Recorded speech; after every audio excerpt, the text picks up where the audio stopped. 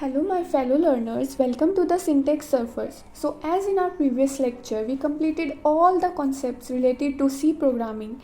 Today we are going to begin with a new language that is C++. In this video, we will discuss what are the limitations of C that led to the evolution of C++. So, as we know कि C एक programming language है, but to be more clear, C is a POP, that is Procedure Oriented Programming Language. अब Procedure Oriented से क्या मतलब है?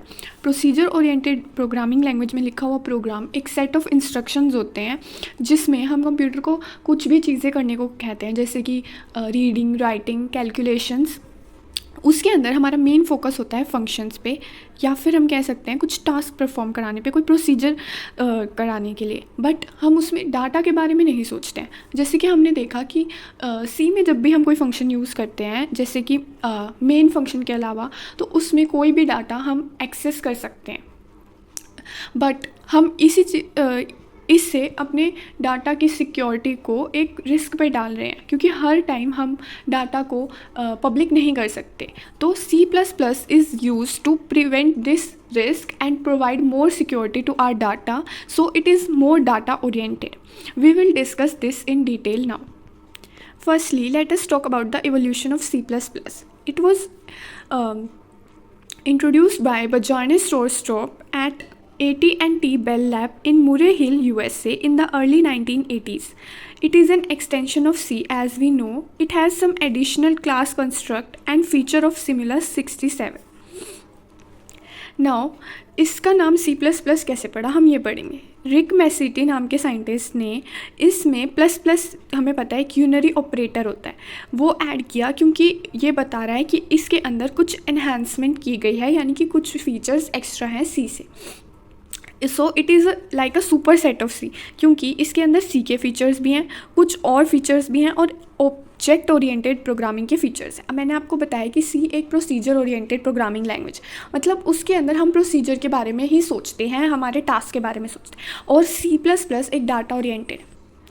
तो data को यहाँ पर हम बोल रहे हैं ऑब्जेक्ट के बारे में आगे हम अच्छे से समझेंगे कि एक्चुअली में ऑब्जेक्ट क्या होता है. तो अब हम समझते हैं प्रोसीजर ओरिएंटेड प्रोग्रामिंग. हमें पता है कि C language, Fortran, pascal, COBOL, ये सब लैंग्वेजेस क्या है, प्रोसीजर ओरिएंटेड प्रोग्राम. इसमें क्या होता है, मैंने आपको बताया कि लिस्ट ऑफ इंस्ट्रक्शंस दी जाती है कंप्यूटर को कुछ चीज़ें करने के लिए, रीडिंग, राइटिंग, जैसे हमने किया भी है पिछले प्रोग्राम्स में. अब हम समझेंगे प्रोसीजर ओरिएंटेड प्रोग्रामिंग के कैरेक्टरिस्टिक्स. इसके अंदर सबसे मेन चीज़ होती है कि जो भी प्रोग्राम होता है वो हमारा फंक्शंस में डिवाइडेड होता है. बहुत बड़े बड़े प्रोग्राम्स को हम छोटे छोटे फंक्शंस में डिवाइड करते हैं, जिन फंक्शंस का कोई स्पेसिफिक पर्पस होता है. जो हम इस डायग्राम से समझ सकते हैं, एक मेन प्रोग्राम है, उसको हमने कुछ फंक्शंस में डिवाइड किया, और उस फंक्शंस को भी हम उसके अंदर कुछ और फंक्शंस भी नेस्ट करके अपने प्रोग्राम को स्ट्रक्चर कर सकते हैं. इसलिए हम इसको स्ट्रक्चर प्रोग्रामिंग अप्रोच भी बोलते हैं. तो जैसे कि मैंने आपको बताया कि इसके अंदर डाटा हमेशा पब्लिक होता है, मतलब कि कोई भी फंक्शन किसी भी डाटा को एक्सेस कर सकता है विदाउट एनी रिस्ट्रिक्शन, पासवर्ड और एनीथिंग, क्योंकि हमारा मेन फोकस ही फंक्शंस पे होता है. तो डाटा को ग्लोबल किया जाता है to be accessed by all the functions. इसके अंदर क्या होता है, कई बार हमारा कोई डाटा चेंज हो जाता है, कुछ इंपॉर्टेंट इन्फॉर्मेशन का लॉस हो जाता है, क्योंकि हम अगर रियल लाइफ प्रॉब्लम्स को देखें, जैसे हम अगर बना रहे हैं एक इंस्टा आईडी, तो हम उसके अंदर जो हमारा पासवर्ड है वो हम पब्लिक नहीं कर सकते. तो इसलिए हमें कई बार डाटा के ऊपर रिस्ट्रिक्शंस लगानी पड़ती हैं. Now coming to the third characteristic, that is new data types. जब भी हम C प्रोग्रामिंग का यूज़ करते हैं तो कई बार नई डाटा टाइप को क्रिएट करना बहुत ज़्यादा डिफ़िकल्ट हो जाता है, जैसे कि कॉम्प्लेक्स नंबर्स. जो C प्रोग्रामिंग है उसमें जो प्रॉपर्टी होती है एक्सटेंसिबिलिटी, वो लैक करती है. Extensibility is the property to create own data types, मतलब कि हम उसमें अपने according user defined data types create कर सकते हैं. Now the fourth characteristic, that is relationship with the real world. जब हम C प्रोग्रामिंग यूज़ करते हैं तो हमें रियल वर्ल्ड प्रॉब्लम्स के साथ डील करने में बहुत प्रॉब्लम आती है. मतलब कि अगर हमें कोई कोड क्रिएट करना है जिससे हम GUI क्रिएट कर सके, यानी कि ग्राफिकल यूज़र इंटरफेस, जैसे कि विंडोज़ में होता है, तो वो नहीं हो पाएगा, क्योंकि हमारे पास ऐसे प्रोग्राम एलिमेंट्स नहीं हैं, तो हम सी का यूज़ सिर्फ कुछ चीज़ों के लिए कर पाते हैं, जैसे कि हम कर रहे थे कि हमने कैलकुलेटर बना लिया, या फिर इवन और चेक करना है, मतलब कुछ चीज़ें प्रिंट करानी है। बट अगर हम बात करें एक बड़े लेवल पर, तो हमें जैसे अगर कोई ऑपरेटिंग सिस्टम बनाना है या फिर उन चीज़ों में हमें काफ़ी दिक्कत आ जाती है। तो मेन फीचर्स क्या हैं पीओपी के? एक तो इसमें स्ट्रक्चरल प्रोग्रामिंग अप्रोच होती है, ये बहुत ज़्यादा फंक्शन ओरिएंटेड है और इसके अंदर डाटा को बहुत ही लीस्ट इंपॉर्टेंस दिया जाता है। इसके अंदर ग्लोबलाइजेशन होती है डाटा की, जिसकी वजह से कई बार इंपॉर्टेंट इन्फॉर्मेशन का लॉस हो जाता है। ये एक्सटेंसिबल भी नहीं है, इसमें रियल वर्ल्ड की प्रॉब्लम्स भी हम अच्छे से नहीं टैकल कर सकते। प्रोग्राम बहुत ज़्यादा कॉम्प्लेक्स हो जाते हैं बहुत सारे फंक्शंस की वजह से, और इसके अंदर हम नए फंक्शंस या फिर नए डाटा टाइप्स नहीं ऐड कर सकते, उनको मॉडिफाई नहीं कर सकते हैं अचानक से। और इसके अंदर हम टॉप डाउन अप्रोच फॉलो करते हैं, मतलब कि सबसे ऊपर आता है मेन फंक्शन और उसके नीचे आते हैं यूज़र डिफाइंड फंक्शन, और जैसे जैसे मेन के अंदर हम एक एक फंक्शन कॉल करते जाते हैं, वो नीचे जाता है उसकी डेफिनेशन पर compiler, and then it executes the program. अब हम समझेंगे ऑब्जेक्ट ओरिएंटेड प्रोग्रामिंग। उसके लिए हमें सबसे पहले ऑब्जेक्ट को समझना होगा। ऑब्जेक्ट क्या होता है? It is a combination of data members and member function. उसका अगर हम उनको एक तरीके से कह दें, एक पैकेट में कंबाइन कर दें, तो हमारे को मिलेगा एक ऑब्जेक्ट। अब हम समझेंगे कि डाटा मेंबर्स और मेंबर फंक्शंस क्या होते हैं।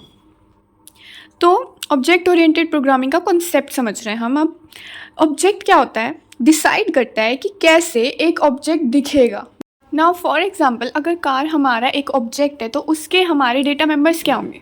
उसके डेटा मेंबर्स होंगे उसके कलर, उसका मॉडल और उसके इंजन, उसके ब्रेक्स, जो कि डिफाइन करेंगे कि वो हमारे को कैसे दिखेगी, उसका स्टेट क्या होगा, उसके एट्रीब्यूट्स क्या होंगे, ठीक है, वो उसके कैरेक्टरिस्टिक्स होंगे।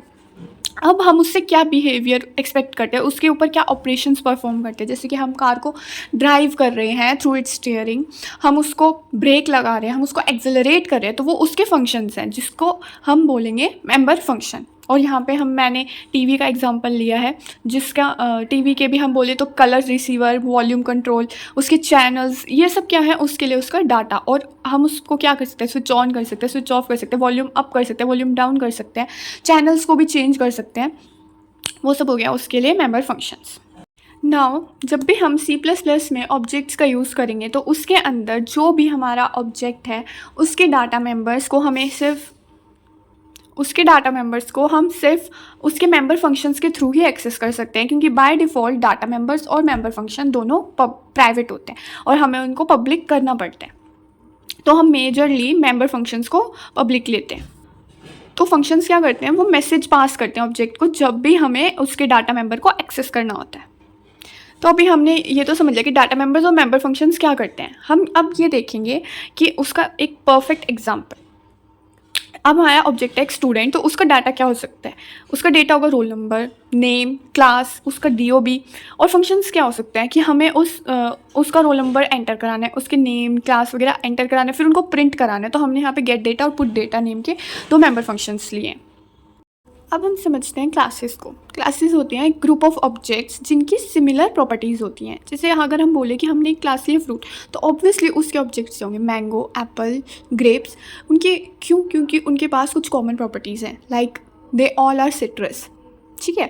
तो अगर हम इसमें अब बात करें C++ लैंग्वेज के अकॉर्डिंग, तो हम इसे बोलते हैं यूज़र डिफाइंड डाटा टाइप्स, क्योंकि हमने पढ़ा है डाटा टाइप्स 3 टाइप की होती हैं, और उसमें थर्ड होते हैं यूज़र डिफाइंड डाटा टाइप्स, जिसमें हमने फंक्शंस और स्ट्रक्चर एंड यूनियन पढ़े हैं।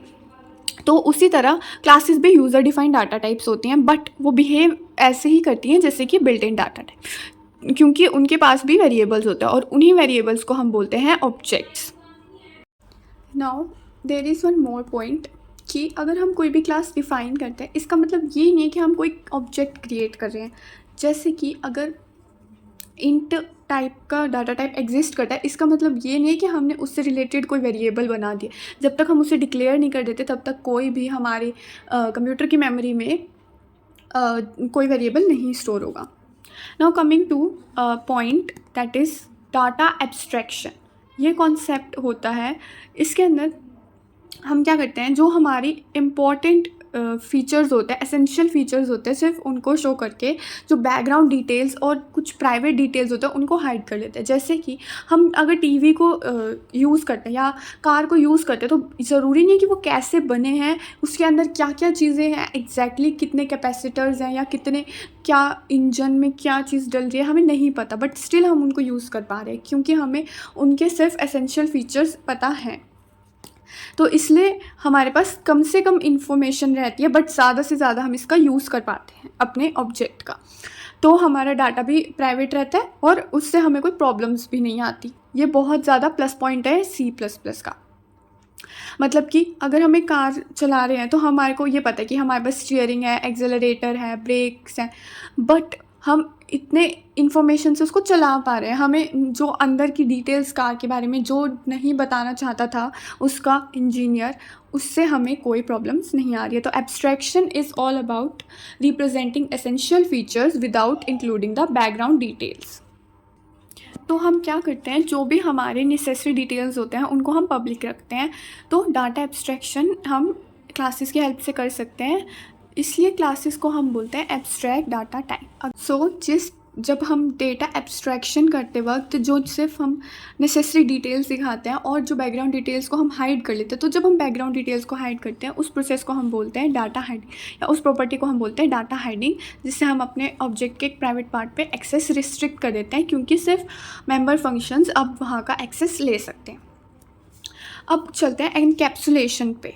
तो कंफ्यूज नहीं होना है, एनकैप्सुलेशन क्या होता है, वो एक बहुत लार्जर कॉन्सेप्ट है इन चीज़ों से कि उसके अंदर जैसे ही हम पब्लिक या प्राइवेट कोई भी मेंबर बना रहे हैं, डाटा मेंबर बना रहे हैं, मेंबर फंक्शन बना रहे हैं, तो हम उनको एक single unit that is an object या फिर कहें एक क्लास में हम उनको कन्फाइन कर रहे हैं, उनको रैप अप कर रहे हैं, तो उस प्रोसेस को हम बोलते हैं एनकैप्सुलेशन। और इससे एडवांटेजेस क्या मिलते हैं, हमें बहुत ज़्यादा डेटा की सिक्योरिटी मिल रही है। ठीक है, to be more clear, encapsulation का मेन पर्पस होता है डेटा मेंबर्स और मेंबर फंक्शंस को एक कंबाइन करना ताकि हमारे जो डेटा मेंबर्स हैं वो सिक्योर रहें। और एब्स्ट्रैक्शन का मेन पर्पस होता है बैकग्राउंड डिटेल्स को हाइड करना ताकि जो भी डेवलपर या यूज़र उसे यूज़ करे उसे उनकी ज़्यादा डेप्थ में ना जाना पड़े और वो उनको आउटर सरफेस से ही ईजिली यूज़ कर सके। Now coming over the topic of inheritance, just like a child inherits the property of his parent, similarly, an existing class inherits its properties to its child, that is its derived class. अगर हम कोई भी एक base class से एक derive class बनाते हैं तो उसकी सारी प्रॉपर्टीज़ उसकी डिराइव क्लास में आ जाती है और हम इसके अलावा इसमें और प्रॉपर्टीज़ भी ऐड कर सकते हैं। तो इससे हमारे लिए क्लासेस क्रिएट करना इजी हो जाता है। इसका सिंटेक्स वगैरह हम आगे पढ़ेंगे, बट इसका डिसएडवांटेज है कि इसमें कॉम्प्लेक्सिटी बढ़ जाती है। फॉर एग्ज़ाम्पल, एक इंजन व्हील्स नाम की एक बेस क्लास है, तो अब व्हील्स कितने हो सकते हैं, 2 भी हो सकते हैं, 2 व्हीलर, 3 व्हीलर, 4 व्हीलर। तो मैंने ऐसी डिराइव क्लासेस 3 बना दी उससे। अब मैं 2 व्हीलर्स के अंदर अपने अकॉर्डिंग फीचर्स और भी ऐड कर सकती हूँ, 3 व्हीलर्स के अकॉर्डिंग 4, आगे 2 व्हीलर्स में भी मैंने और 2 उससे फर्दर डिराइव क्लास बना दी। अब उसमें इनके फीचर्स तो होंगी, मैं इनके अलग फीचर्स भी ऐड कर सकती हूँ। सो होप आपको समझ आ गया होगा कि मैं यहाँ पर क्या बताना चाह रही हूँ। इनहेरिटेंस से बस हम क्या कर सकते हैं कि बेस क्लास की प्रॉपर्टीज़ तो उसमें ऑटोमेटिकली आ ही जाएंगी, हम अपने जो और प्रॉपर्टीज़ रिक्वायर्ड हैं वो भी ऐड कर सकते हैं। So the main advantage of inheritance is reusability.